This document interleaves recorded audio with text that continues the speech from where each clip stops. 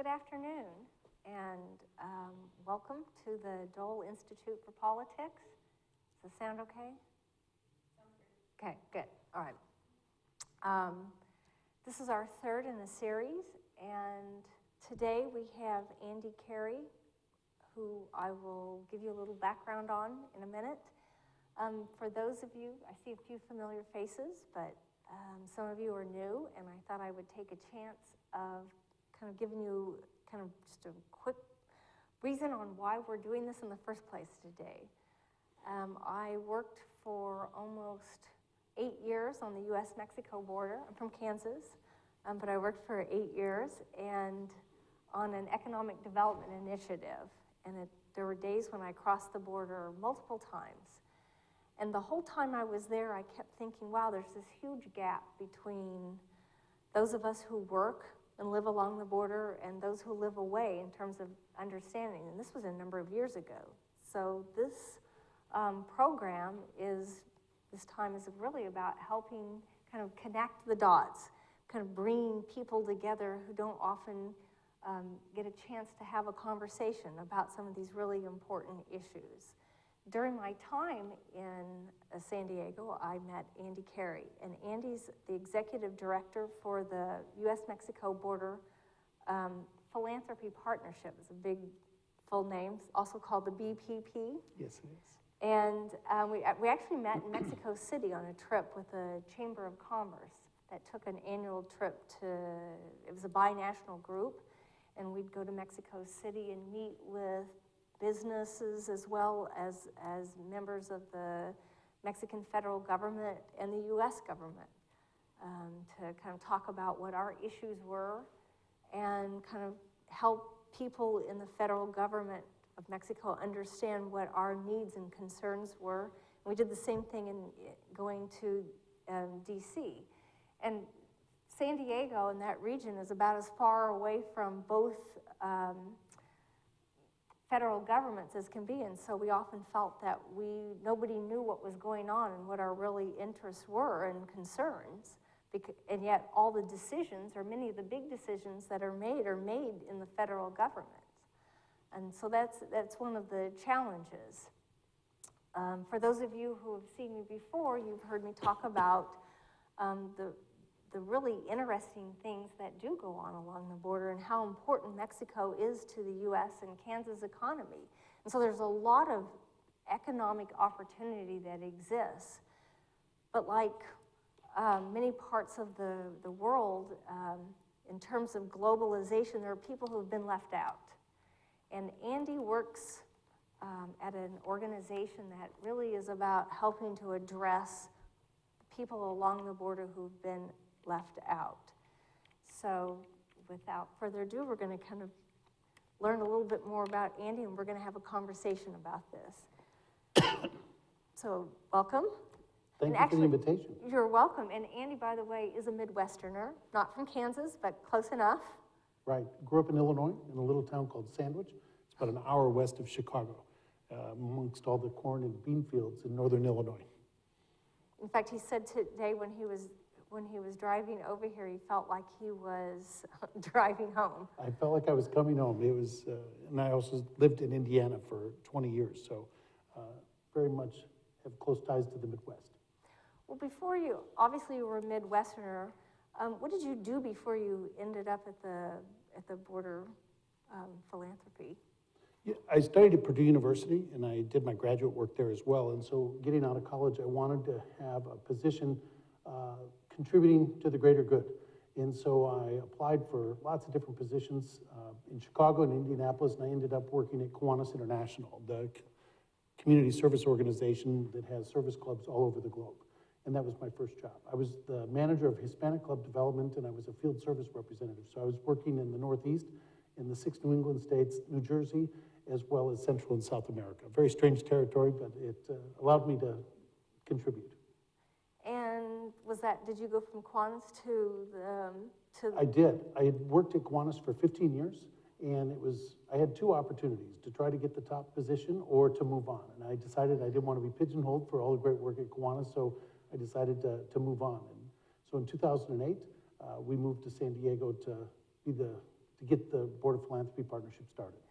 Okay, so tell us a little bit about when did that come about? How did that come about? It actually came about before I got there. The Ford Foundation's president, back in the early 2000s, Susan Beresford, was traveling in the border region and felt that the community philanthropy needed to have a stronger support system locally. And so the Ford Foundation launched a BiNational funding initiative to strengthen the capacity of border region community foundations. So community foundations are sort of local banks that hold deposits, but they're meant for charitable good. And so community leaders create funds, and those funds are designed to do a lot of good. So 18 community foundations from San Diego, California to Tijuana, Baja California, all the way across the 2,000-mile border to Brownsville, Texas, and Matamoros, Tamaulipas participated.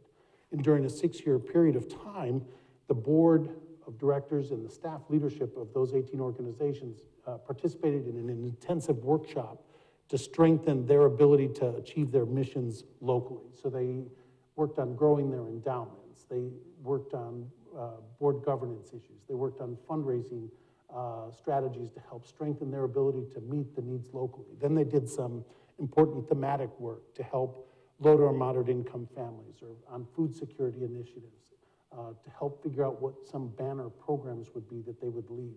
And after a 6-year incubation period, the participating volunteers felt that the work needed to continue. But the organization that was putting that initiative together decided that they didn't want to do it anymore. So they looked for someone like me to come out there and put it all together. Oh, wow. So how did it end up in San Diego? I mean, because there's a 2,000-mile-long border. You know, I get asked that question all the time. You know, San Diego is a border community. People don't realize that, but it truly is a border community. A lot of reasons. There was great interest to put us in other communities, but the San Diego Foundation made an in-kind gift to our organization. So our first year's rent was free, which was about a $20,000 commitment to get a fledgling brand new nonprofit off the ground and up and running. And so after nearly 9 years, we're still there in their building. Wow. Well, that, you know, it's all about in-kind contributions and Yes, things like is. that. So what else? So what about your job before? What prepared you to do this? You know, I was sent, I'm number 7 of 8 kids. I grew up in a small town. I was afforded many privileges, and so I felt a calling to be involved in the social sector. I was sent to study abroad. I studied in Madrid, Spain for a year. I went back to Purdue. I got my master's degree in Latin American studies, and I wanted to continue to work on my language skills. And so I was committed to find a way to serve the community using the Spanish language skills. And that's how I was attracted to Kiwanis, because I was working in Central and South America. And then this position was exciting because it was going to allow me to continue to do the work growing philanthropy between the United States and Mexico, but also using my language skills. So, as I said, I met you on a trip to Mexico City with the Chamber. And as many of you may well know, the Chambers are all about promoting business interests of a particular community, and sometimes it means talking to members of Congress or other elected officials about policies that could either enhance or harm. So why were you in Mexico City? You know, as a nonprofit, it's also important to go and tell your story, and it's important to share why you're working on the issues you're doing with government officials, because at that level, they're responsible for public policy initiatives. So it's important that they hear from a cross-section of community leaders. You know, when we initially started, we were just for community foundations, but after a while, we decided we needed to include other elements of civil society. So we brought in academic partners, business and corporate partners, government agency partners, nonprofits, and foundations. And it's really that collection of civil society that can have an impact when they're truly collaborating together for the greater good. So I mean, I know from my experience, because we had similar kind of experiences in the sense that we dealt with partnerships and stakeholders on both sides of the border. And even when folks were committed to working together on certain projects, there were nonetheless some very striking differences that, for me, made it really challenging, but it was also interesting. In terms of the mission of your organization, how do those differences, I mean, what did you see in terms of the differences of working, say, with stakeholders on the U.S. side versus the Mexico side? You know, collaboration is key to the success of our work and truly to anybody's work. For us in the borderlands, we understand that we are inextricably linked to the other side of the border. And I intentionally say to the other side of the border because if you're from Mexico, you're inextricably linked to the United States, and if you're in the United States, you're inextricably linked to Mexico. Our economies are joined, our families are joined, people live and work and play on both sides of the border. We don't say we're gonna go to Mexico, we say, voy al otro lado, I'm going to the other side today. And that's just how we are in the borderlands. So we don't see a difference between, oh, you're in the United States or you're in Mexico, you're just on the other side of the community. And that's how we function from San Diego, Tijuana, all the way to Brownsville, Matamoros, and it works. But that's not to say collaboration isn't hard. Our organization has staked a claim that we're gonna be collaborative. So we are collaborative every day. We rarely do anything on our own. We always bring in partners because you can't say you're about collaboration if you're not willing to be collaborative. And you have to be collaborative even when it hurts.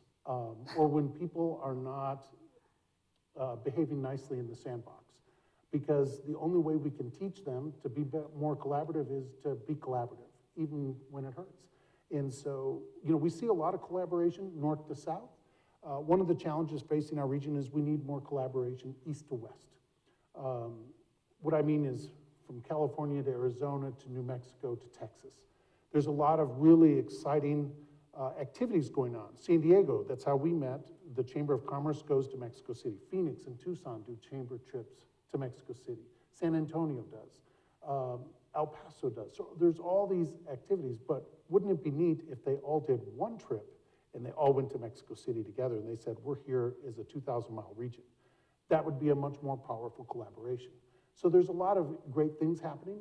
You know, we work closely in San Diego with our congressional delegation, but through our work, we're working closely with the congressional delegation all the way across to Texas. But the organizations in all the different communities need to be doing outreach to the entire congressional delegation in the southern part of, in the southwestern United States. And the organizations that do that have better success. Because there's a lot of power in that group. The Congressional Hispanic Caucus is a very influential player dealing with issues of impacting our region. So let's back up just a little bit. What are some of the specific projects or programs that, or things that you deliver as an organization? You know, when we set out, we were just gonna be about community foundations. But we quickly realized that there aren't enough community foundations in our region to make us sustainable as a nonprofit organization. Additionally, a community foundation alone can't solve all the challenges before it. It needs collaborative partners. And so I didn't come from the community foundation world, so I didn't have a mindset of only a particular sector of society can fix a problem. I came from the Kiwanis International group that has a fantastic group of volunteers all across the state of Kansas. So I understood that it was gonna take a lot of different people from across different sections to come together. And so I did a first border tour along and across the region, and I came back and I told the board, I said, we need to open this up. We need to include universities, we need to include the government. And they all looked at me and they said, you're crazy. And I said, well, here's the thing. Our academic and government partners are gonna help inform the change we want to achieve locally. Our business and corporate partners and our foundation partners are gonna help fund the change we want to achieve locally. And our nonprofit partners are gonna help us carry it out.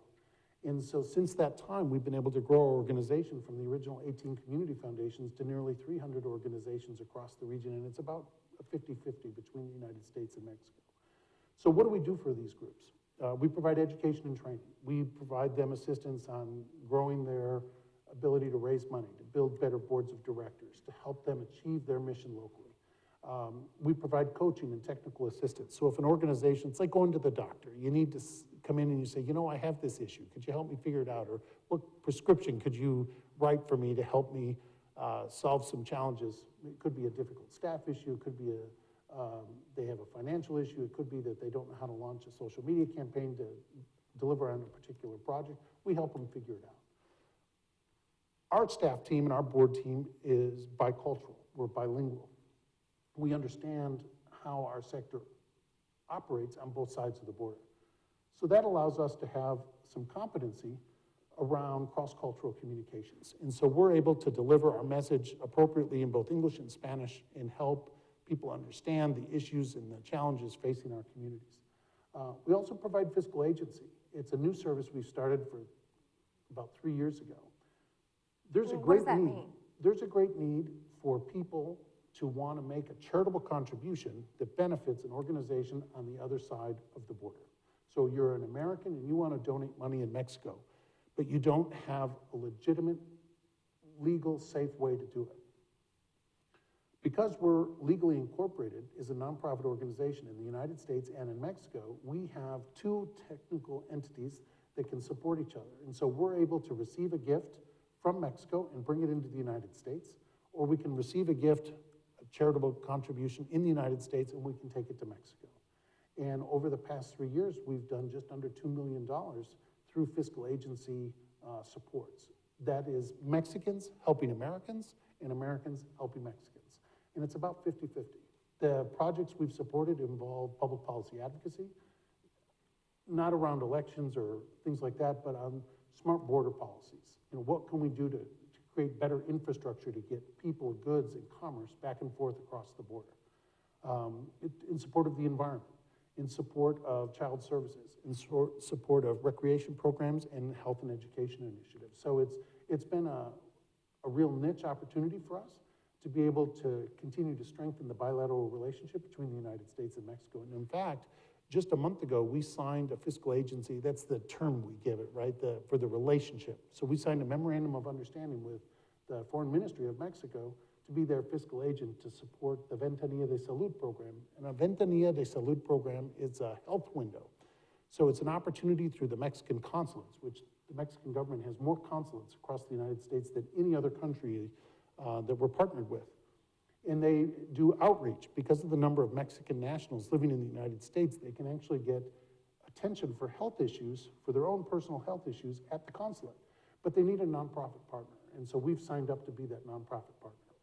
Wow. So it's very exciting. So those are some of the things we do. So what's a typical day for you? You know, the typical day starts with a meeting with our staff team so that we understand what the issues are that we have before us that day. We're constantly looking to support our network, so we're responding to member agency concerns, requests, help for information. We're constantly looking to grow our network. So we've recently started a strategic plan. Well, we're relaunching a new plan for the next 5 years, but it's going to have 3 components. We're going to grow our sustainability by strengthening the number of partners we have in our organization. We're currently at about 300. We want to continue to significantly expand that. We want to continue to lead and advocate on important issues to our trans-border region. So we want to be a go-to organization that can come and talk about the region. I was just in Washington, D.C. yesterday to meet with the Border Health Commission at the Department of Health and Human Services to talk about health and philanthropy in the borderlands and how the nonprofit and philanthropic sectors are creating an impact. And lastly, we want to grow the capacity, grow the ability of our organizations and the groups in our network to achieve their missions locally and to grow and expand that operation. So every day we're constantly working on that. We publish a newsletter twice a month in both English and Spanish. It goes out to about 2,000 organizations across the United States and Mexico. It's published in English and Spanish. So we technically do 48 newsletters a year. It's a laborious process, but it's important because it has a growing following. It is getting out to important foundations. It goes to important corporations. It's going to political leaders on both sides of the aisle in both countries because we're a trusted source of information about how civil society is responding in a positive way in the BiNational region. So does part of your time include going out and raising money? Oh, yes. Yes, as the executive director, that falls to me. Our operating budget is about $600,000 a year. We have no endowment, so every year we start at zero, and I have to make sure we have the resources coming in the door to to keep our operations going. We've been beneficiary of a very generous gift from the Charles Stewart Mott Foundation that was in on the original ownership of the General Motors Corporation and also the Mott Applesauce. They're based in Flint, Michigan, and they have been a very generous benefactor of ours and continue to be so today. And about 3 years ago, they put us on a tough love policy. So they're forcing us to raise matching funds for their gifts to us in Mexico. So I'm very Wow. pleased that we are the only organization in the Mott portfolio that is successfully raising matched funds in Mexico. So, I was asking you a little bit ago about some of the differences between your operations in the U.S. versus Mexico. So what is the philanthropic community like or culture like in Mexico? Is it similar? Is it different? It's very similar and it's very different. There's a misconception across the world that the Mexican people are not generous, that they're not philanthropic, that they don't give money. And through our organization, we can absolutely say that that is not true. We recently did a study, and I have copies of it I'm happy to share with members of the audience today, that demonstrates what the state of philanthropy is in Mexico. Mexico raises a couple of $1 billion a year for philanthropy nationally, and 91% of that money is generated from Mexicans in Mexico. They're doing just a fantastic job. The organizations or the individuals that are out fundraising that are successful will understand how to reach their donors. So it's very much like here in the United States. You need to understand what your donors' interests are, and you need to match your cause to their interest. And when you can do that, you're going to be very successful. You need to build a relationship. So these are some of the things that are very, very similar. They too believe in family and community and important causes. Where there's a huge difference is there's a level of what's called desconfianza in Mexico. It's actually a phenomenon throughout the Spanish-speaking world, where there's a mistrust. There's a mistrust of organized institutions looking to do good because throughout their history, there's been an experience where that level of service was either provided by the government or the Catholic Church. Now it's changing.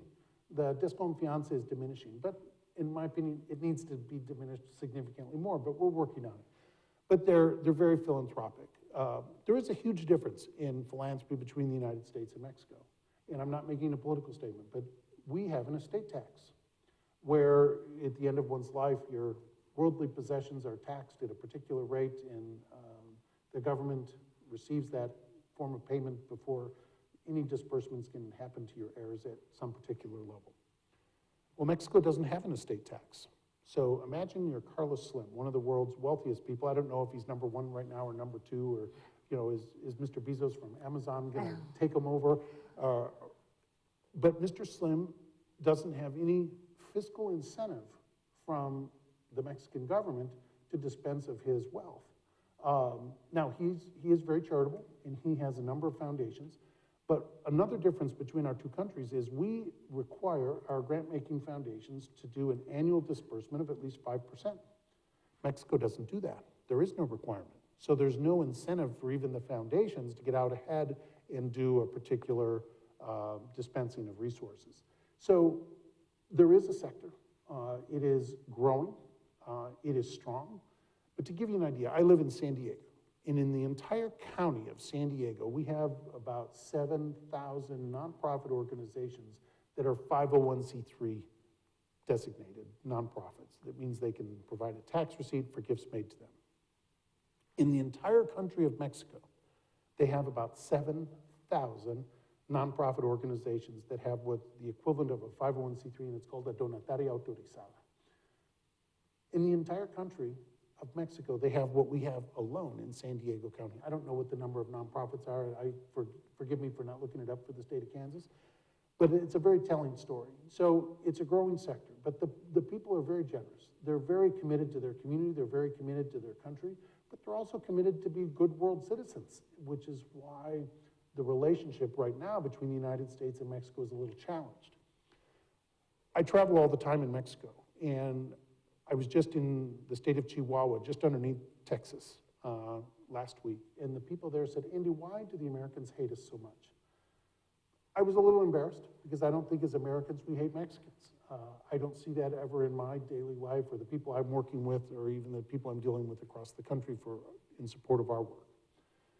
But I had to find a way to respond to this issue, but our organization is also a nonprofit, and so we don't engage in a debate about politics. We are not Republican, we're not Democrat, we're just about community. And we will work with whomever's in office that was put there by the people, by exercising the right to vote, and the same in Mexico. So we do not engage a political conversation. But in order to be able to respond to this, I thought about it and I talked with our board, and we've settled on that our presidents are having a disagreement that does not preclude the Americans and the Mexicans from continuing to work together, to celebrate community, to celebrate what's right about us, and to continue to work together. I think it's a legitimate response. I think it's an appropriate response because, you know, in San Diego, our local economy depends on Mexico. You know, half of all visitors that come to the state of California on an annual basis come to us from Mexico.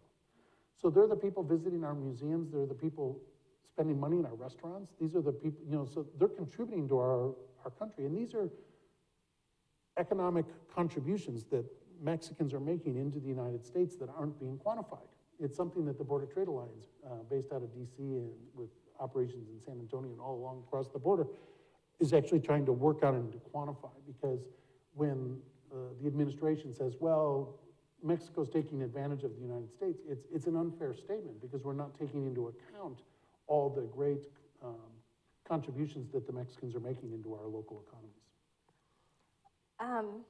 So getting a little more specific about some of the other groups that you all get involved in, whether it's leadership training or helping to build different types of capacity. I mean, all that sounds nice, but what does that mean? I mean, give us some concrete examples of things, of organizations you work with.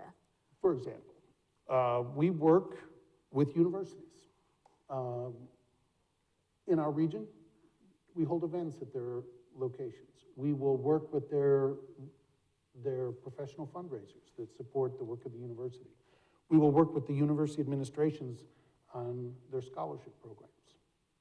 A lot of people don't understand this, but the Mexican national government is spending over $65 million annually in scholarship support in the United States for Mexican Americans to go to school.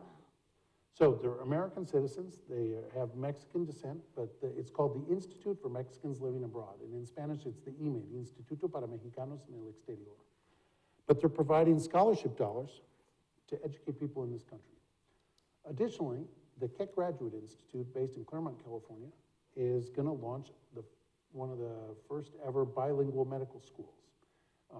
Through our connections with the Mexican consulate, we actually got a scholarship to go into the Keck Graduate Institute to train Spanish-speaking dentists to serve Spanish-speaking communities in the United States.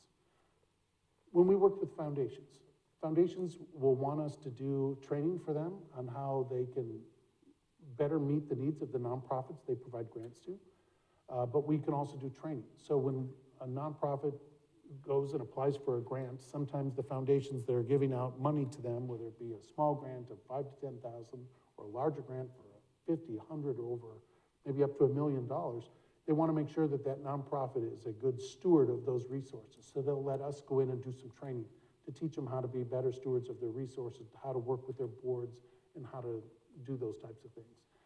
With government, we can partner on policy initiatives. We can do awareness campaigns. We can help if, for example, the Environmental Protection Agency did a project in the borderlands around recycling.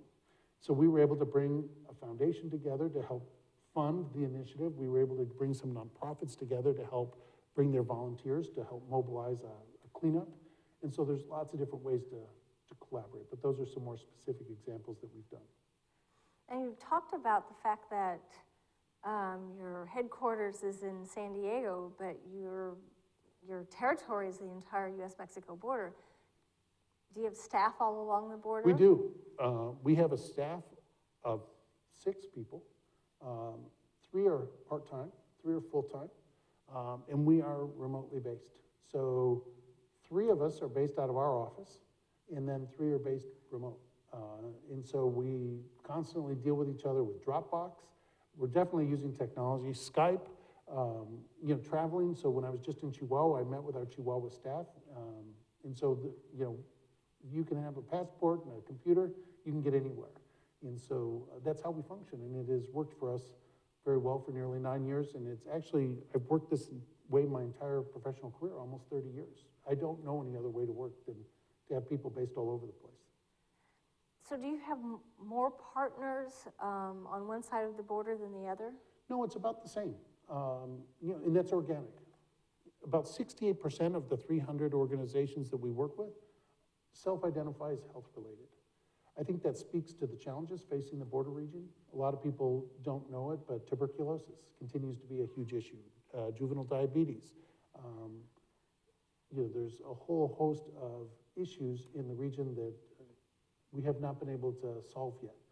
HIV/AIDS continues to be a huge problem. We just translated a study that was done on Tijuana of the epidemic going on with new cases, over 5,000 new cases a month of HIV/AIDS in Tijuana. With the homeless, the drug traffickers, or the people being trafficked, the human trafficking problem. So it's a real problem, but the more we can do to call attention to it and to raise resources to respond to it, the better off we'll be. So when I urge you all to go to the website, which is www.borderpartnership.org. Very good. And when you read it, you'll read a couple of, it's a very interesting, very clearly made website, but it talks about that your job, your mission is to grow community philanthropy, leadership, and cross-border collaboration in order to increase the human and financial capital needed to address the complex issues facing the region. So that's a big mouthful. So what does that actually mean in your all life? Organizations have this crazy way of losing their sanity to explain what they do, and this is our contribution to that situation. We exist to promote greater philanthropy between the United States and Mexico to resolve challenges facing our region. We've been able, through our organization, to help grow the ability for community foundations and other foundations to increase their grant making, to help introduce them to programs and projects and organizations that they haven't yet met. We've been able to help foster the interest, the generosity of executives on both sides of the border to respond to an issue on the other side. We've been able to help people better understand how the other side operates so that they can collaborate better. We have a donor, a very generous donor from the state of Arizona. Her name is Sharon Kent. She left an endowment fund to support the nonprofit sector in San Miguel de Allende down in Guanajuato. And it is just a phenomenal situation of, if anybody here has ever been to San Miguel de Allende, it's a very international city. There's people in San Miguel from all different parts of the globe. And the American population, the expats that are living there, are very generous and they want to be involved. Typical Americans wanting to participate in the community. But they struggle to get along sometimes with their Mexican neighbors. Not because they don't like each other, but because we go about things differently. We have different ways of viewing time than they do. We are monochronic. We look at our watch and we say 8 o'clock means 8 o'clock. Well, they're polychronic, so that means that 8 o'clock could be 8:30, it could be 9 o'clock, but it's okay. And so those simple things of even when a meeting should start get frustrates, and then they have disagreements. And so we have been going down over the past year and a half and done several different training and education opportunities for the San Miguel nonprofit community in both English and Spanish to help bridge that divide between the United States and Mexico locally in San Miguel. And so, that's some quick examples of how we're delivering on our work. So the piece about the complex, the goal of this is to help all of these organizations kind of build their capacity in order to address these complex issues. What are some of the most important or pressing issues that you see recently, But you know, I think besides it's- health? I think it's important to understand the context of what's going on in the border region. In the United States, the closer you get to the border, the worse the situation locally is. And in Mexico, the opposite is true. The closer you get to the northern border of Mexico, the better the situation it gets. So for us, that means our unemployment goes up the closer we get to the border.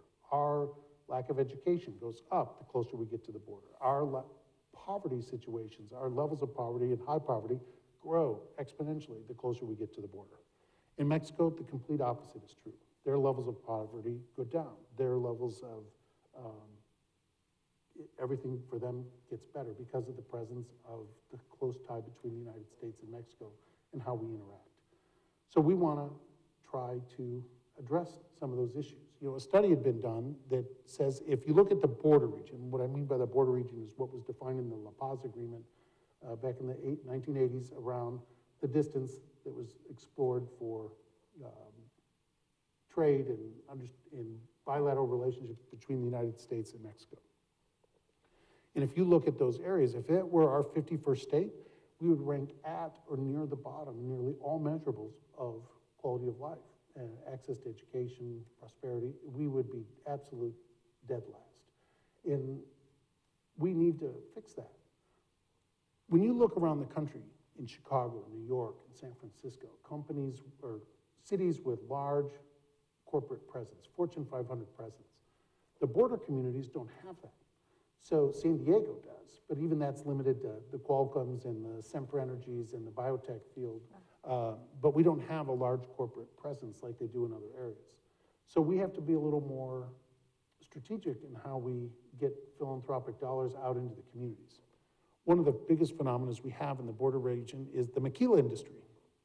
Which is what? The maquilas are factories from all over the globe. So corporations like Toyota or General Motors or the people that make the garage door openers or all those are fabricated in Mexico. Well, not all of them, but several. There's lots and lots of maquilas. Well, we did a study early on in our organization that reached out to about 800 maquilas. And what we learned in that study is the decision making for them to contribute locally is limited.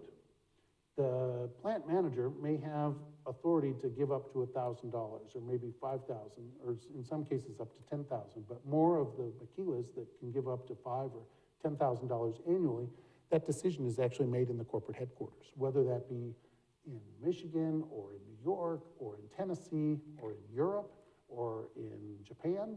So it depends. And so there's a real need in our region to get more philanthropic dollars into the region. One of the things we're going to do about that is we're building a border data portal for philanthropy. We've worked over the past few years with Foundation Center to actually create a national directory for philanthropy for all of Mexico.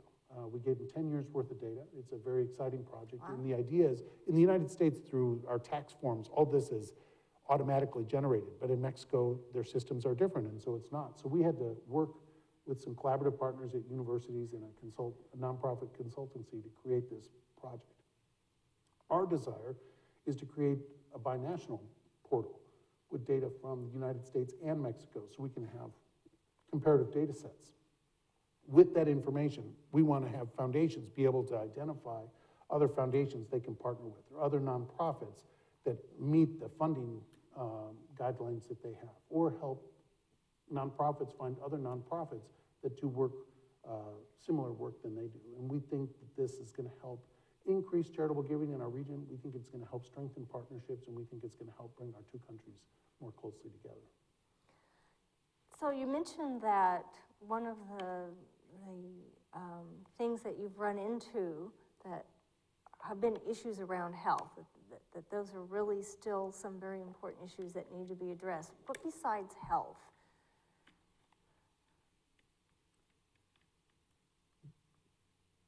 Food security is a huge problem. Food security or food insecurity means different things. It means a family doesn't have enough money to purchase the food that they need to adequately provide for their nutritional needs. But it can also mean that they don't have enough access to healthy food sources to meet the health and nutrition needs of their families. It's a real problem in the borderlands. Even in the state of California, where people think of palm trees and beaches and high quality of life, but in Imperial Valley, out there near Mexicali, it's a huge, huge problem. So some of the groups that are members, these are issues that they address? Yes, they are. We're addressing a whole host of different issues. We have people addressing issues around arts and culture. We have people addressing issues on education or the environment or economic development. It just depends where their areas of interest are. But what unites all of us together is a commitment to the U.S.-Mexico relationship and understanding that our two countries are inextricably linked. We are collaborators, we're not competitors. And it's an interesting and an important distinction. Through the maquila industry, if a product like a cell phone could be made, the cell phone or a car, that product is going to go back and forth across the border a whole number of times before a final product is made. So we're in this together to create these products. We're in this together to strengthen our regional and local and binational economy.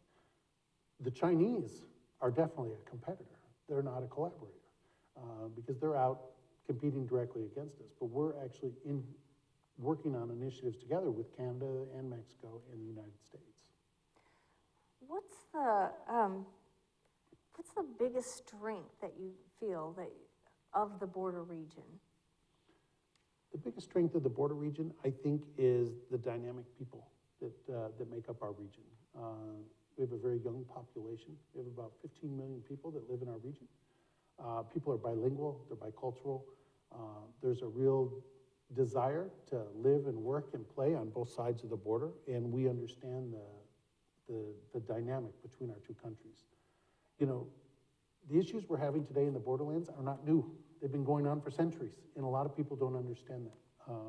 I think the people that come here seeking work and seeking economic opportunity, they didn't just come. It didn't just happen because of a particular president. It's been going on, it's been documented all the way back to the 1700s, and likely before that. So, there's always been a need for people to come and work. We need to help find and craft solutions to help create an opportunity for that to happen, where we're not spending so much time. I'm talking about building walls and repatriating people back to their country.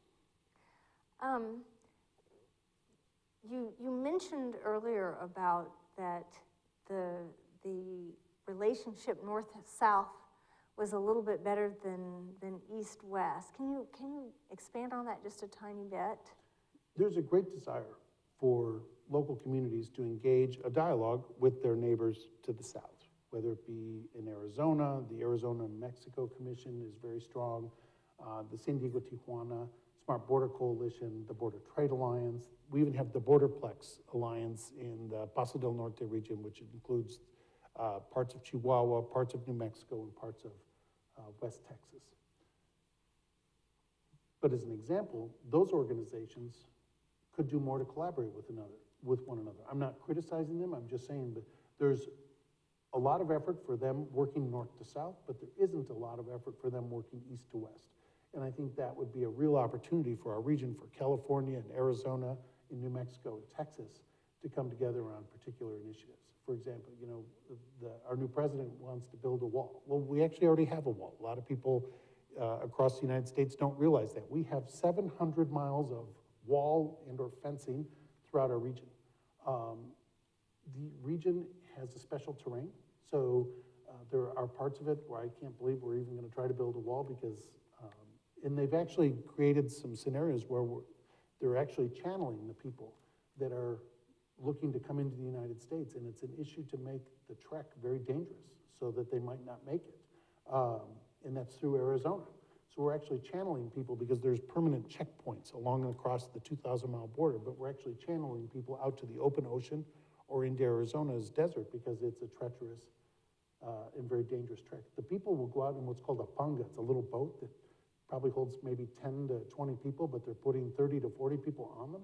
And they will go out over 200 miles out on the open sea in these little boats without life rafts. And these people have all paid exorbitant amounts of money to what's called a coyote. It's a smuggler. And these people have taken their entire life savings of probably 3 or 4 different family members for them to make the trek here with the intent of making a living to support a family back at home. It's a very dangerous situation. So you've been doing this how many years now? 9 years. 9 years. In September. Wow. So what's the biggest surprise that you've had? The biggest surprise, I think, how we surprised others. Our organization was started at the height of the financial crisis in 2008, Wow. when the global economy collapsed. We are still here today. A lot of organizations that started at that time disappeared, and we did not. I think another surprise was that we've been able to successfully grow our organization and grow it with philanthropy from both the United States and Mexico. And so I think that surprises. I think we've been a surprise in that we've been able to bring leaders from across the 2 countries together to build this entity to support both countries. And so I think that's been a lot of fun. Another surprise, I would say, is the pushback in the political discussion between the United States and Mexico, because we're picking on a partner, we're picking on our neighbor that is not the root or the cause of challenges facing our country. And so hopefully we'll be able to continue to improve on that in the years to come. We do have a whole nother border, and obviously your relationship is the U.S. Mexico border, but have you had a chance ever to go to the U.S. Canadian border? Oh, several times. And it's a totally different experience. I think the United States and Canada, it's almost like we have a seamless border between our 2 countries. You know, and a lot of us long for that to exist between the United States and Mexico. Nobody's talking about building a wall between the United States and Canada. But it's interesting, 4 of the perpetrators of the September 11th tragedy in 2001 crossed into the United States from Canada. 4. Not one person came across the U.S.-Mexico border, but we've decided to make the U.S.-Mexico border the whipping boy in this crazy conversation. So our strategy is to continue to go out and tell what's right about our community, what's right about the U.S.-Mexico relationship, and just continue to educate people and to appeal to their senses, to come and take a look and decide for themselves and not to believe what they see in the news. You still have a relationship with the Ford Foundation? We do, but they're no longer funding us. So it's common in a funder-grantee relationship that after a significant period of funding, they want you to go away for a while. We feel we've been away long enough and would like for them to come back, but we have not been successful yet, but we are in conversations with senior leadership there to help them continue to support us. What about... You know, that's forced us to do something. We had to, when you receive generous grants, because we started with almost $1 million grant from the Ford Foundation, we've had to diversify our revenue sources. So we started out 9 years ago 10,000% dependent on grants, and today we're only 30%. So we've, through growing our membership base, through growing fee-for-service income, we do translations to help people tell their story in English and Spanish, or vice versa. We can help them do that in a nice way. And we also, through sponsorships and things like that. So we've reduced our dependency on grants and diversified our revenue. And that's part of the reason we're still here today. It was hard because we had to do that also in Mexico, but we are doing it. Do you have any kind of relationship with the U.S. Agency for International Development, or USAID? For those of you who don't know, that's the part of the U.S. federal government that helps in development issues around the world. We do. You know, the USAID, I'm a huge fan of USAID. It actually is a benevolent program on behalf of the American taxpayers around the globe, sometimes known as foreign aid. The foreign aid that is given equates to less than 1% of the national budget. And everybody says, oh, we're giving away all this money. We're really not. But the generosity on behalf of all of us is actually putting water in communities that wouldn't have it. It represents the best of what our country stands for, that we help those in need. And it's our gift as a country to the rest of the world. The USAID budget in Mexico was actually very low up until the Merida Initiative, when we added a fourth pillar that included civil society. At that time, in our relationship with Mexico, we were actually spending less in the USAID budget than we were paying for a mile of fencing between the United States and Mexico. So it's interesting. It's sort of like a football analogy. You know, when you're on offense, you have the ball, you can score. And when you're on defense, you don't get to score. And we seem to be wanting to be more on defense than we do on offense. And I think we'll be doing a lot better when we get back on offense. USAID has been slated to be zeroed out under the Trump administration budget. I think that's a terrible mistake. I think we shouldn't build the wall and take the $50 billion that they're going to spend to build the wall and do economic development activities. I think there's other resources to be had than doing away with USAID, because it'll only hurt people that are most in need. And I think it'll also undo a lot of the good that has been done. You know, when the violence hit the border region because of the drug trafficking situation in Mexico, because of the consumer problem we have in the United States, a lot of activity went on in Mexico that was, unfortunately, the United States of America is complicit. And I'm a very proud American. I don't do drugs. I've never done drugs. But the people that are consuming drugs are complicit in the violence that's happening in the developing world, particularly in Mexico, because it's all about getting their illegal product into our country, into those people's hands. And so the USAID budget actually invested $1 million into Ciudad Juarez in Tijuana for workforce development. So young people were encouraged to get out of the gangs, and then we taught them job skill training to get them into the legitimate world. And then we did another project with sports that actually was funded with money from USAID, the Clinton Foundation, and the Carlos Slim Foundation through Partners of the Americas. And so we were able to pull 75,000 kids out of gangs and get them into the legitimate world. So it's a small price to pay for a more peaceful society. So when you step back and you look at all the different organizations that you work with, and you were mentioning some could be cultural or arts or healthcare. I mean, is there anything that kind of a thread that links them all together? I mean, is there some kind of pattern in? The thread is the border, because they're located in the border, they're interested in the border, or they're investing in the border. And they understand that they're all important to the border because it's what creates community. We need health, we need environment, we need education, we need arts and culture. And it's how we all come together is a community. And that's the tie that binds us. Our unique role allows them to get access to services, programs, opportunities at very low cost. To participate with us, you have to be a member. There's 6 different ways to do it. It's not expensive, and they've all chosen to come in. We've been very fortunate that we have a very high retention rate. So if somebody joins us, they typically stay with us. Our retention is over 95%. So the people that are coming and getting involved with us are staying with us, and that's exciting. And it's, you know, these are people from all political parties. They're conservative, they're progressive, they're independent, some don't care, some are just community-minded. On both sides of the border, but it works.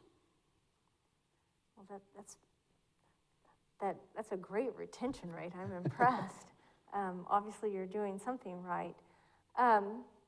So, what would you say then about to people sitting here in Kansas? I can't say we're really in the middle of Kansas, but in the middle of the United States. Why should people from Kansas care about the border itself and about the kinds of activities that you're involved in? It's a great question. You know, the United States of America and Mexico have a very close relationship.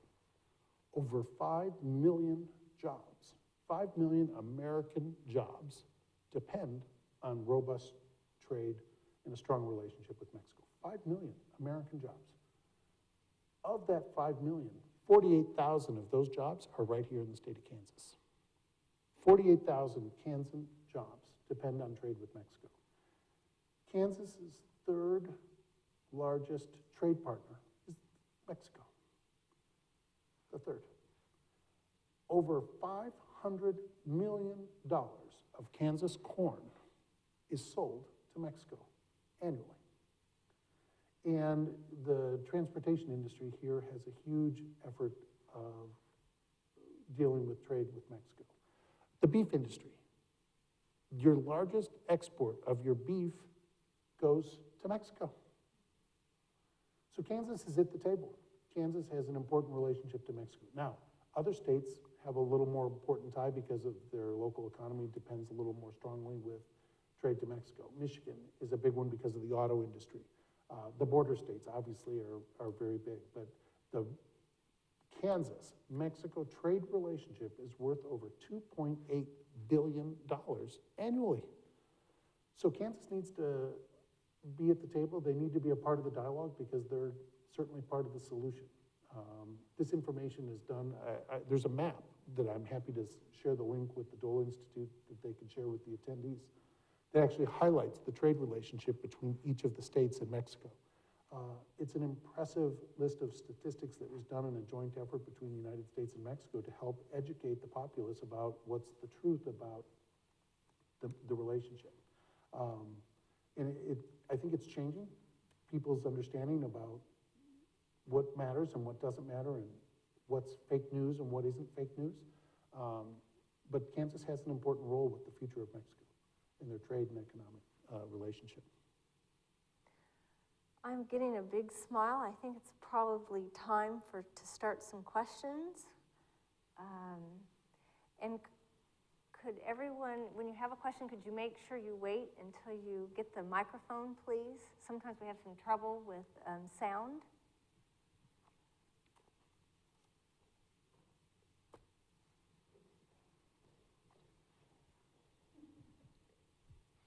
Thank you. You were asked to compare philanthropy on both sides of the border, and you talked about the fiscal incentives for individuals. I'm wondering about corporations. In my experience, Mexican corporations have a strong track record in corporate social responsibility. They do. What's been your experience, and how would you compare the two sides?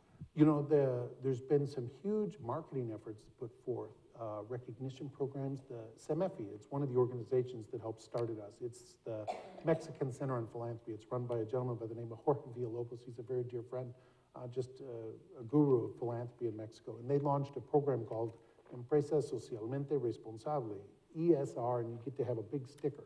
So the airlines, for example, that get this designation get to put it on all their jets. As you're getting on, all the passengers can see that this particular airline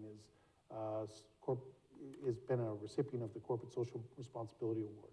They do annual events to help call attention to that. They do incentives to get more corporations to participate. It's a winning strategy and it's working. You know, individuals in Mexico, they did a study, and 85% of the people that participated in the study admit to contributing something annually to someone or something in need. Their preference is to give to something they know, whether it be family or a person in the street, because their desire to do good, they want to solve a problem. Somebody's hungry, they want to give them food. Somebody needs shoes, they want to get them their shoes. So there's an immediate need to solve the problem. Where the distrust factor comes in is giving monies to third-party entities. That there's significant mistrust on, but it's diminishing, as I said. And it's getting where there's a lot more participation.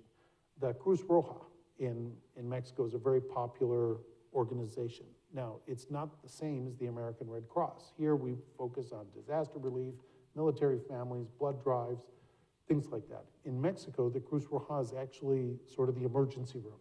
So if you're in a car accident, you're going to go to their version of the Red Cross, and it's their version of the emergency room. They're going to take care of you. But the Red Cross, because that impacts everybody's family. Every family knows somebody in their family that has been impacted or saved by Cruz Roja. So when they do they get out there in the boots, like we have the firemen here raising money for organizations. Those are very successful fundraising campaigns. So they're very philanthropic. It's just aligning to their interests and reducing the mistrust. They've done a lot through the government to help create better transparency so that the nonprofits are being good stewards and sharing their results. They're limited on their overhead to 5% a year. I think that's actually criminal. Our organization is about 11 to 13% annually. To do it in 5, I think, is just virtually impossible. And what that tells me is they're not paying their people. So it costs money to do good, and so that's something we need to continue to work on. It's a great question. Thank you.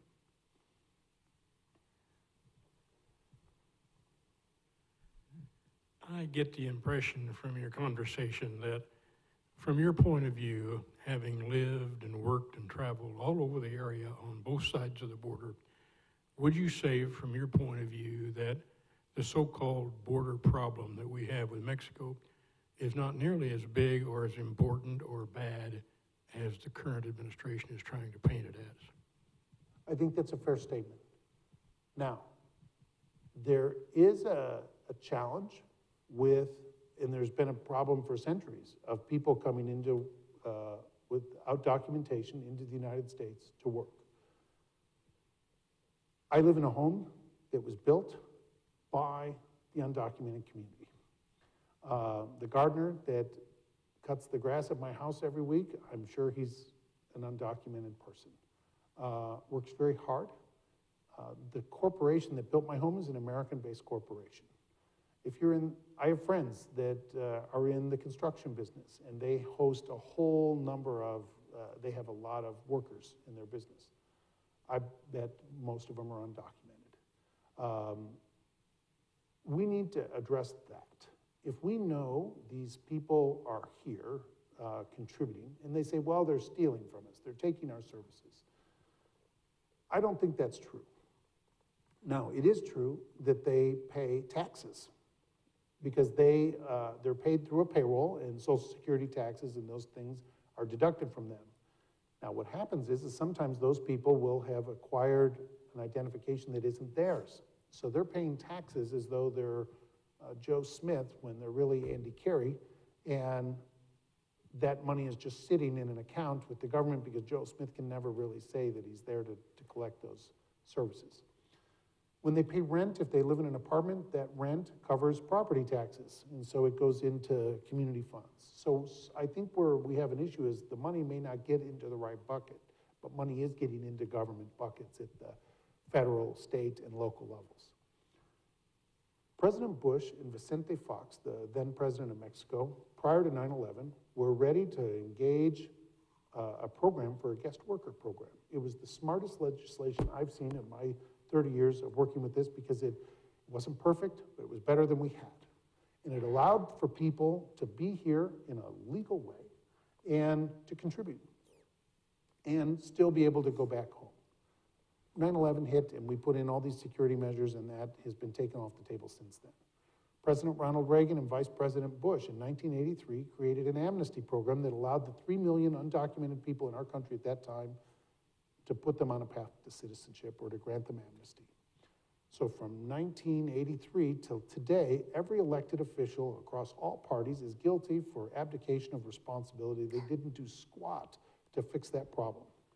Well, now we have 12 million people that are here.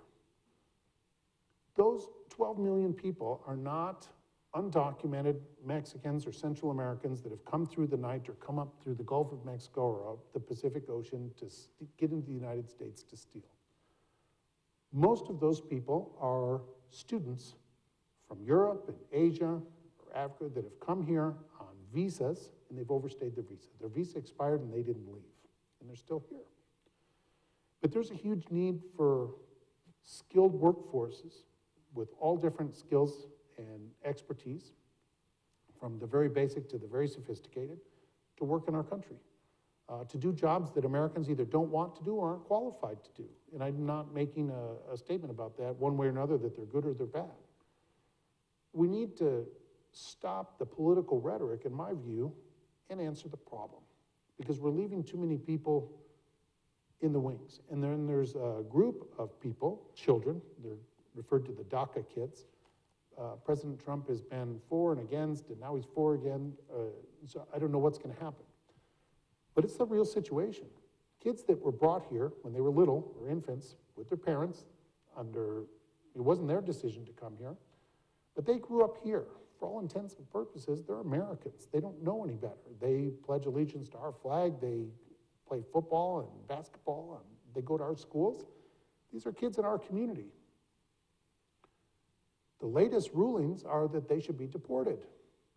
That's an absolute disaster. Imagine you being deported tomorrow and being forced to live in Tijuana, Baja California. You don't speak Spanish. You may look Mexican, but you don't speak Spanish. You have no family ties there. You have no bank account. You have no place to live. You have no way to survive. Well, what does that do? One, Mexico's not prepared to take you. And we've deported you so we can say we've washed our hands of it. But to me, that's an abdication of our social responsibility as a nation. Those aren't the values our founding fathers espoused when they created this country. And I think it's time we acknowledge that and we stop the divisive rhetoric, because it's really just about getting an election seat so you can get into a position of power and authority. And in the process, we've sold out the very people that make our country great. And it's really sad. I had a chance to go to a grade school in Oceanside, California last year, and I met with every class. There were 7 periods that day, and it was 4th, 5th, 6th graders. Every one of those kids is a DACA kid. They're scared to death when they go home at night. Are mom and dad gonna be there? Are the beans gonna be burning on the stove and mom and dad aren't there? They're afraid of law enforcement because they view it as bad. And so that's another problem, because if they see something that's bad in our community, they're not gonna wanna report it because they view our law enforcement officials as the enemy. That's a disaster. That's not the country we've built. We need to do something about it. It's not a Republican thing, it's not a Democratic thing, it's an American thing. And it's time to respond. It's time to put our big boy pants on and do what's right for the future of this country and to do what's right for these people. I am a Catholic. I'm number 7 of 8 kids. I consider myself a Christian. And when people espouse the good book telling them to do something, or that we're a Christian nation and their attitudes are anything but Christian, I find it morally repugnant, and they just make me sick. And I have friends and family that are in that category. So I have a fun conversation at Thanksgiving for the rest of my life planned. You know, this isn't about politics. This is about humanity. And we can't lose humanity to build the future of our country. We will only build a future for our country when we find our humanity, in my view.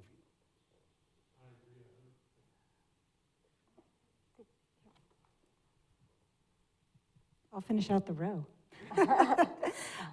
Thank you so much for your comments. And I'm struck, just to continue on with what you were just talking about, I'm struck a little bit with the fact that defining the mission as improving the health and well-being of the communities on the border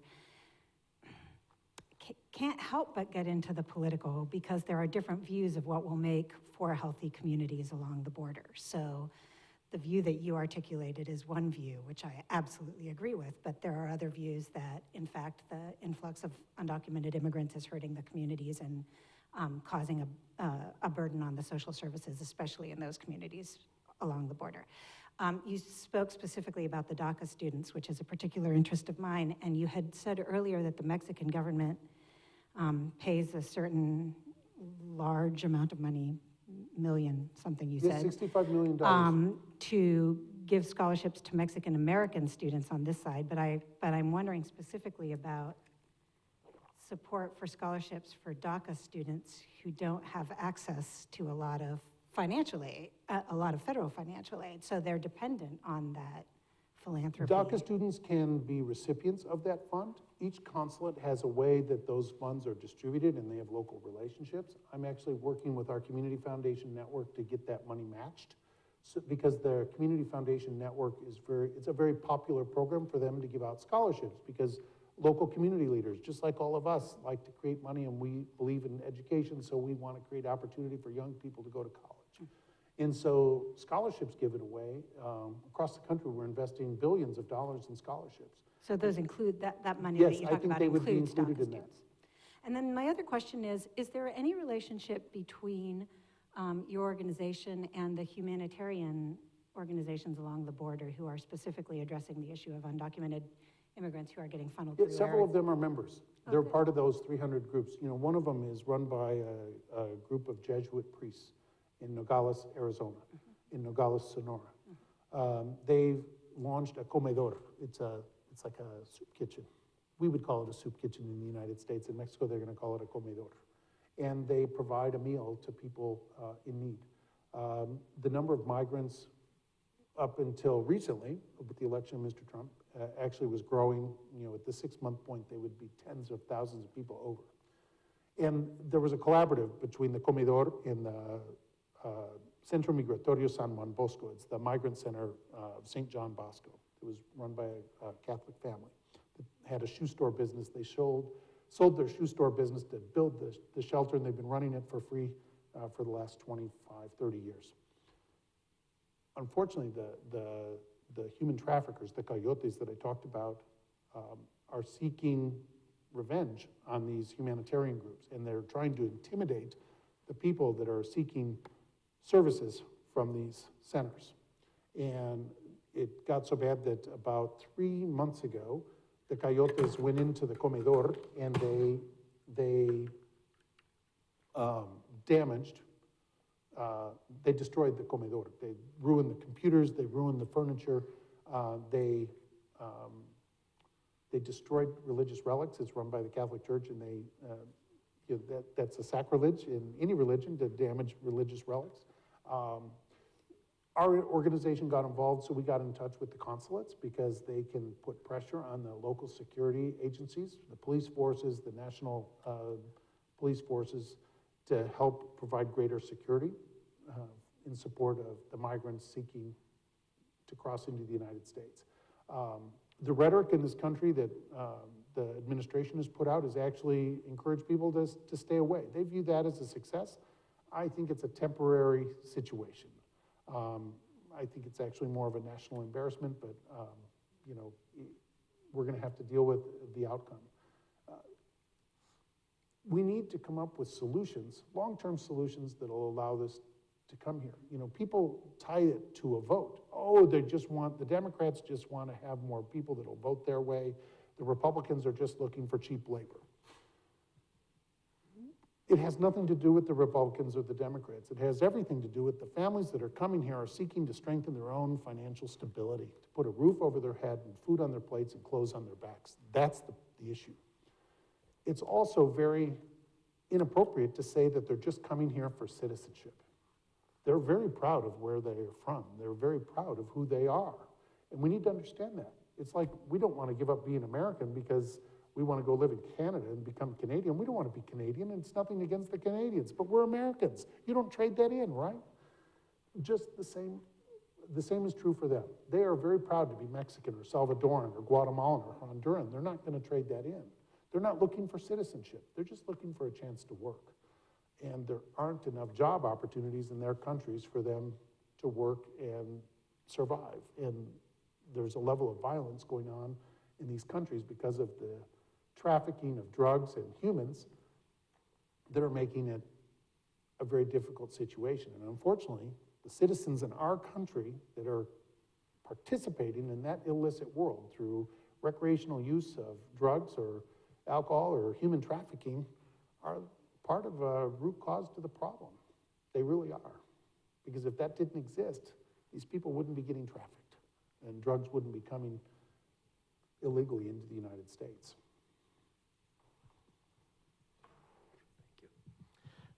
You know, appropriately, you've talked about the acuteness of these problems right along the border, but some of these problems exist far away from the border, too, Yes, in the they do. United States. And I was particularly thinking about a friend of mine who teaches high school in the Twin Cities. And I thought of your example of the kids being afraid to come to school.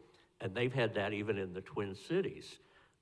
Do any of your partner organizations work on issues like that away from the border? Oh, absolutely. The Charles Stewart Mott Foundation is investing in a strategy to strengthen philanthropy across the Americas. So from Canada all the way down to Argentina. And they're not funding in all of those countries, but they view the community foundation is the fundamental keystone organization locally to help galvanize charitable giving. Getting people just like all of us to open funds to do greater good locally, to resolve issues of poverty, homelessness, education, arts, culture, all of the above. They want the community foundation movement to exist in all the countries. It doesn't. It's an American phenomenon. There's 700 community foundations across the United States of America, largest number of community foundations of anywhere else in the globe, right here in our country. We're very philanthropic, culturally. It's part of who we are as a nation. So the Mott Foundation has invested in an effort, it's called Comunalia. It's like a community group. And this organization called Comunalia is really a network of 20 community foundations that are spread across Mexico. The Mott Foundation, with support from the Inter-American Foundation, which is a State Department-funded foundation based in Washington, D.C., that only funds similar to USAID around the Americas, but outside of the United States and Canada. It's an economic development strategy on behalf of the American people in the developing world. It's also slated to be zeroed out under the Trump administration. They're working to strengthen the ties between these community foundations and the migrant communities of origin of the Mexican nationals living in the United States. So groups like in the Twin Cities, the foundation there is actually leading the way in participating. And we're going to set up a collaborative relationship between the people in the Twin Cities and that in Michoacan and Oaxaca, where their people are coming from. The Mexicans that come here are very philanthropic. You've all heard of the term remittance. A remittance is when I make let's say I make $1,000 and I set aside $100 and I send $100 home to my family. That's a remittance. Remittances represent a huge part of the GDP of Mexico and actually across the developing world because they depend on the generosity of their people coming here to live and work to actually support opportunities there. The Trump administration actually wants to tax remittances, which to me is like so morally repulsive, I can't imagine, because we're looking to take poor people's money that is trying to put food on the plate. It's like stealing from Goodwill. You know, why would you do that? The remittance program is such a strong program in Mexico that their Ministry of Social Development has a national initiative. It's called the 3-to-1. It's called, in Spanish, it's the 3-por-1, the 3-to-1. So for every dollar they get, they add 3 pesos. The federal government puts in a peso, the state government puts in a peso, and the local government puts in a peso, if all 3 entities are participating. Sometimes it's just the federal government. And they form hometown associations. So the Mexican community, whether it be here in Lawrence or in Kansas City or in Overland Park or wherever it's going to be, they could form a Club de Orundo. It's a hometown association. They form it through the consulate. And then that club actually can generate resources that they themselves will generate, and they send it back to Mexico. When that happens for an economic development opportunity to help rebuild a school or to put roofs on homes for low to moderate income families in a remote village, the federal government matches that money. And it's a very successful campaign. And so there's lots of things like that that can help also respond to the issue because it creates the ties, it creates the link, it creates the dialogue to help resolve social service issues between our 2 countries. And it can be leadership and advocacy and philanthropy from this country as well as from Mexico. And so we're there, I'm actually on the work group. It's a national committee that I serve on. I'm very proud of that work, and I'm actually the one helping create all these links between because they don't know how to do it. They don't have the cultural competency, but they have the goodwill. They're good, generous, philanthropic American community leaders looking to do a good job.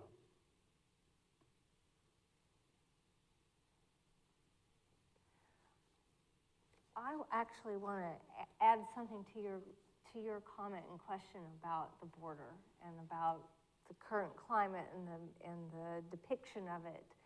And Andy and I have discussed this at length on occasion, but particularly today over lunch, we were talking about the situation. And, you know, I think it's really important to understand. I was telling Andy when I gave a lot of presentations when I was in San Diego and Imperial County on my project, I said the further away I got from the border, I kind of changed my presentations a little bit because I knew who I was talking to, and I had a sense after I did this very quickly about the concerns. The further away I got from the border, and I mean in San Diego County, I don't mean in the United States, the more concerned people were of security. And I don't know if you've discovered that too, but there's an interstate that comes through. There's north-south, but there's also an east-west interstate in San Diego, and it's the I-8. And when I hadn't been there very long, when people told me south of the 8 is Mexico. And while there's some beautiful, lovely neighborhoods south of the 8, is a perception that it's more Mexican the closer you get to the border. So when I would make my presentations in Carlsbad, which is in the northern part of the county, I would actually start talking about security, because every nation has a right to determine who comes into their country. It's the essence of sovereignty. And so that's really not the question from my perspective. When you and I kind of talked about this earlier, it's not, the issue isn't whether we have a right to have sovereignty and kind of find out and manage who comes into our country. It's how we do it. And as you said, is the problem as bad as people think? And the answer is actually no, it's not anymore. It's not Mexico. Not only is it most of the people that are coming into the country illegally, they're coming legally and overstaying visas. But most of the people that are coming up through Mexico now are coming through Mexico. It's the dislocations from all of the violence in Central America and to some degree in South America. So Mexico is having kind of some of the same challenges that we've had, problems with their southern border. So the more that we can collaborate and tackle these problems together, the better off our security and trade and our economy will be. And building the border doesn't address those. They're complex problems. It's an appealing sound, and if you come to the last session on July 11th, I'm making a plug for that, Alan Burson will be addressing a number of these issues. So stay tuned for more on that. But it is a complex issue, and something as simple as a wall, although it's great and visible, you can say, we've got that wall. It doesn't address the problems themselves, the origins of it. So, any other additional questions? Well, Andy, I am so glad that you came today. Well, thank you for having us.